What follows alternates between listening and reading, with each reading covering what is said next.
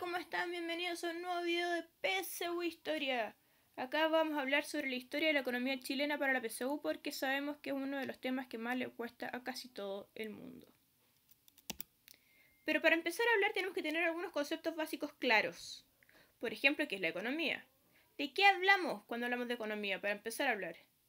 Es una ciencia social que estudia el comportamiento de las personas, una ciencia social, no una ciencia exacta como muchos suelen creer, porque como analiza el comportamiento de las personas, no podemos hablar siempre de las mismas variables constantes, sino que tenemos solamente que suponer. ¿Y suponer sobre qué? ¿Cuál es el pilar fundamental en que se sustenta esta ciencia social? ¿Qué estudia? ¿Los caballos? ¿La plata? No, estudia la escasez, porque las necesidades son infinitas y los recursos son limitados. Es decir, yo no puedo tener infinita plata, ¿me entienden? Es algo ilógico.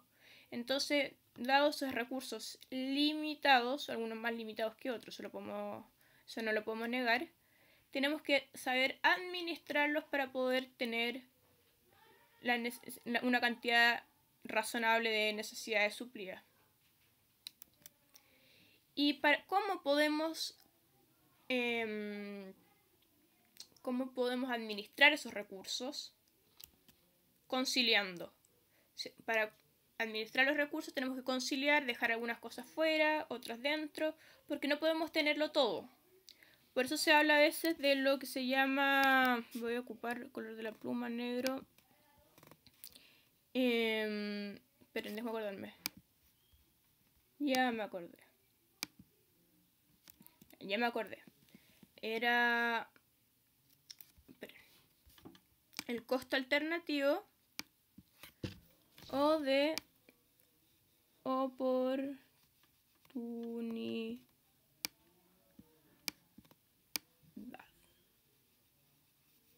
El costo alternativo o de oportunidad, costo de oportunidad, voy a poner aquí, determina qué gano si tomo una opción o la otra opción. Me explico.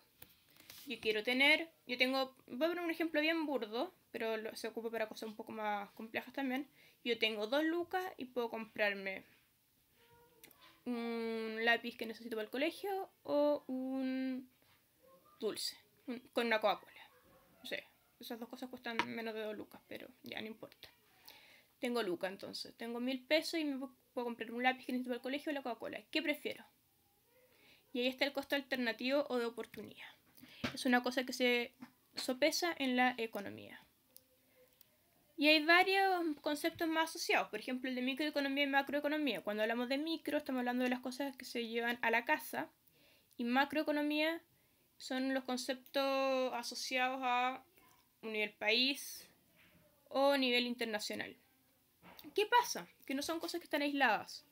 Si la macroeconomía no funciona bien, es decir, si el gobierno de un país no funciona bien, o de todo el mundo, porque hay una crisis económica mundial, por ejemplo, la microeconomía, es decir, en las casas, en las personas, el pan que llega a la familia va a ser inferior. Todo esto se ve en un lugar llamado mercado. Tengo que hablar el mismo idioma, así que tengo que explicarles estos conceptos obvios. Cuando hablo de mercado, estoy hablando del lugar donde se llevan a cabo las transacciones económicas, sea cual sea. Y en esto me quiero detener. ¿Qué es el precio? El precio es el valor que se le entrega a partir del valor que se le entrega a determinado producto, sea un bien, o sea un servicio, o sea algo físico, un producto, como dije. Al valor que se le entrega, se le otorga un precio monetario. Ese precio casi siempre es conversible internacionalmente. O sea, por ejemplo, tú puedes comparar si ese precio es equitativo en todos los países. Para eso hay una forma bien, para que entiendan eso, hay una forma bien burda de medirlo, que lo hacen los economistas, incluso que el índice Big Mac. Por ejemplo, no sé cuánto cuesta un Big Mac acá en el McDonald's en Parque Arauco, no sé, pero debe costar unas 3 lucas. Esas 3 lucas en dólares pueden ser, pongámosle, 6 dólares. No sé cuánto está el dólar, así que voy a dar cifras aleatorias. Si un Big Mac cuesta 6 dólares en Chile, y cuesta $7 en Bolivia, no, en Bolivia no hay McDonald's, en Perú, $7 en Perú, está claro que la inflación, por ejemplo, en Perú es más alta. Son conceptos que se asocian al precio, por ejemplo. Y con respecto al valor que se le otorga a un bien o servicio, hay harta discusión al respecto. ¿De dónde viene el valor? ¿Por qué son tan caros los diamantes y tan barata una botella de agua? Esa era la paradoja que planteaban los economistas clásicos, siendo que el agua es fundamental para vivir y un diamante a nadie le importa. O sea, no, hay gente que le importa, ahí es el punto. Pero un diamante no es fundamental para vivir. Entonces ahí hay una lucha si es que el precio es algo subjetivo o es algo relacionado con el trabajo. La filosofía marxista dice que está íntimamente relacionado con el trabajo y por eso es que está la plusvalía y todo el tema.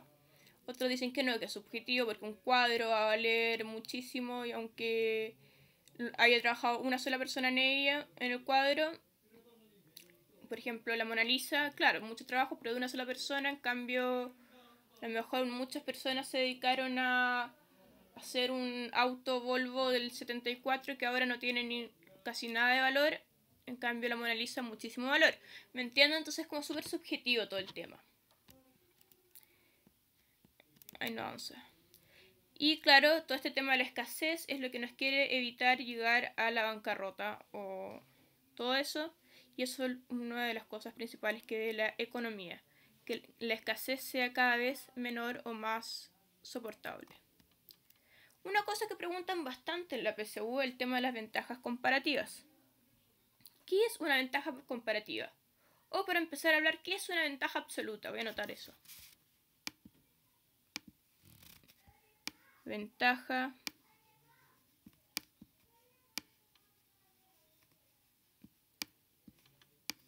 absoluta. No es lo mismo que... perdón. No es lo mismo que ventaja comparativa, es distinto. Voy a ponerlo ahí. Ventaja comparativa, distinto a ventaja absoluta. Por ejemplo, si un país produce mucho choclo, o sea, estoy inventando ya. Si un país produce mucho choclo y es el país que más choclo produce de todo el mundo, tiene ventaja absoluta sobre todo el mundo con el choclo. Pero si un país produce más choclo que otro país, así como si comparamos dos, el país que produce más tiene ventaja comparativa sobre el otro país, sobre ese determinado producto. ¿Se entiende? Sí, perfecto, ya, pasamos. ¿Qué es un sistema económico? Para eso tenemos que entender primero qué es un modelo económico. A mí siempre me enseñaron en economía que está el modelo económico y está el sistema económico y hay un puente que los une, que es la teoría. Pero sería más complejo. Sin embargo, quiero ponerlo porque lo voy a explicar de manera muy simple, en realidad. Cuando yo hago un modelo económico, hago una simplificación de la realidad.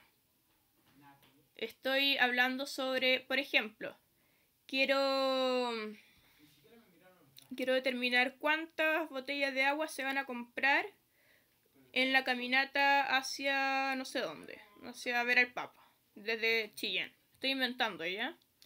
Entonces vamos de Chillán a Santiago a ver al Papa caminando. ¿Cuántas botellas de agua se van a comprar? Quiero modelar eso. Entonces, ¿qué tengo que tener en consideración? Imaginémonos que esta modelación ridícula tengo dos conceptos asociados. El precio de la botella y la cantidad de personas. Pero otro me va a decir, oye, y el calor no determina, oye, que los zapatos estaban duros, entonces se cansó y quiso comprar más agua, oye, y no sé qué. No. Eso no lo vamos a tomar en cuenta porque es muy complicado. Así que vamos a decir que si todo lo demás permanece igual, o sea, en ceteris paribus, un concepto latino que significa todo lo demás permanece igual, o sea, no tomamos en cuenta las otras variables.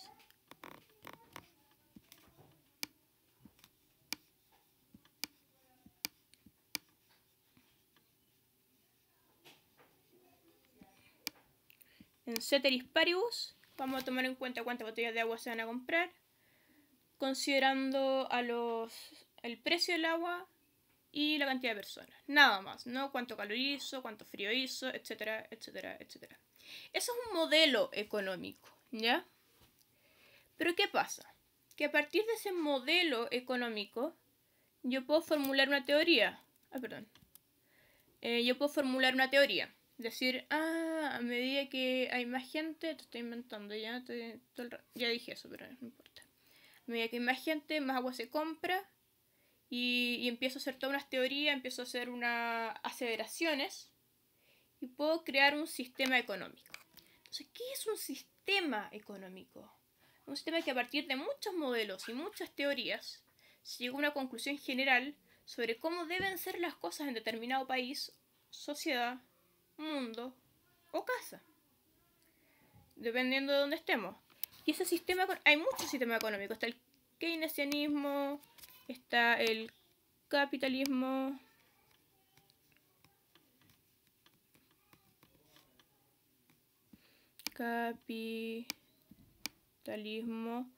está el socialismo,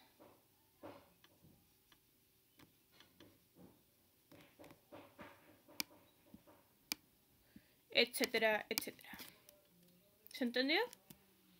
Esperamos que sí. Y la evolución. Los modelos económicos han evolucionado a lo largo del tiempo, sí. Porque al principio era mucho más básico, mucho más burdo, por decirlo de alguna manera. Era más fácil modelar una realidad. Sin embargo, después se va haciendo más complejo, van habiendo más diferencias de opinión, de concepción. Entonces, por ejemplo, en Chile, sí que estamos en Chile, va a haber una serie de sistemas económicos distintos a lo largo de la historia, que los vamos a ir mencionando acá, y al final vamos a hacer un breve resumen de todos los sistemas económicos que han habido. El primero que hubo fue el mercantilismo. Perdón, es una cita, que creí que era una imagen, pero ya. El mercantilismo correspondía al modelo económico que tenía, al sistema económico que tenían los españoles, los portugueses, los ingleses y gran parte de los europeos del siglo XVI. Ellos fundamentalmente tenían una medida, adoptaron una medida bien proteccionista. Vamos a anotar que el mercantilismo era proteccionista. ¿Y qué quiere decir esto? Que no tenían muchos tratados de libre mercado, ni mucho menos. El Estado era bien controlador con la economía, los aranceles eran bien altos y todo, porque ¿qué es lo principal del mercantilismo? Que el país económicamente sea fuerte.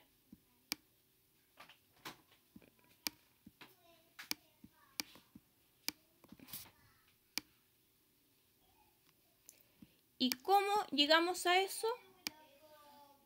Con el único recurso que hasta el momento, con los únicos dos recursos que hasta el momento se consideran realmente fundamentales, que es principalmente, estamos hablando del siglo XVI, ¿ya? Oro. De hecho, el país se fundamentaba. De hecho, el poderío de un estado, nación, país se determinaba por la cantidad de oro que tuviera. ¿Qué quiere decir esto? Que mientras más oro tenía, más billetes emitía, más monedas emitía, porque todo estaba basado en el oro en el que sustentaba el país. Y el otro punto es la tierra. Obvio. Mientras más abarca, más poderoso es y más oro puede conseguir. Adam Smith criticó fuertemente al mercantilismo, para que no lo confundan con capitalismo, no, nada que ver, porque el capitalismo habla sobre el valor del trabajo. Cuando hablábamos antes sobre... Esperen, no tenía esto sobre el precio, y yo les dije que había mucha disputa con respecto a qué es lo que determinaba el valor de algo. Adam Smith dice, igual que Marx, eso es lo único que tienen en común, que todo el valor que tiene algo está determinado por su trabajo. Entonces el mercantilismo fue fuertemente criticado por Adam Smith. Lo que dice fundamentalmente es eso, que es lo que vale el trabajo, pero igual si quieren pongan en pausa esto, leanlo, yo no lo voy a leer en voz alta porque ya hablé mucho. Voy a seguir hablando. El monopolio comercial era el sistema que se adoptó dentro de la política y economía mercantilista con respecto a todas las colonias y especialmente a Chile, con respecto a Chile. Ustedes ya saben que llegaron mercantilistas a buscar oro a Chile, por eso ese fue el motivo que los trajo acá. Y una vez que este fue una colonia instaurada por la corona, lo que querían conseguir era una colonia sometida de forma monopólica. Pero ¿cuál fue el efecto sobre el precio o el valor de los bienes con respecto a esta colonia? Me explico. El monopolio comercial de por sí habla sobre una economía donde solamente las colonias pueden comerciar con una entidad que es España, con nadie más. Entonces, ¿qué pasa? Que como no pueden venderle los productos a nadie más que España, entonces España regula el precio. Porque si España dice, no, si no me lo venden a una peseta, no se los compro, tendrán que venderlo a una peseta porque si no, no lo venden. Ese es el problema. Por eso empezó a haber mucha piratería, los corsarios, los piratas, etc. Después se abrió que podían comerciar también con las otras colonias españolas, pero siempre dentro del poderío español. Y eso sería por este video. En el siguiente seguimos con los conceptos económicos asociados a Chile, ya con la época un poco más moderna.